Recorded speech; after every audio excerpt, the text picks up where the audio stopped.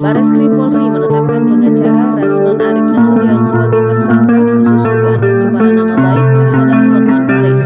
Penetapan tersangka Rasman Arif Nasution itu menuntut laporan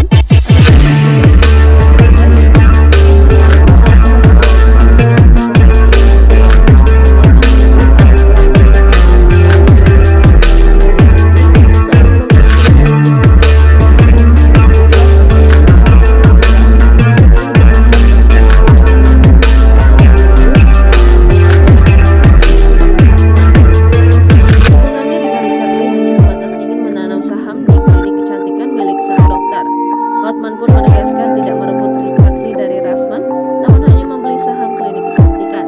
Karena itu, ia tak inginkan perdamaian dengan Rasman.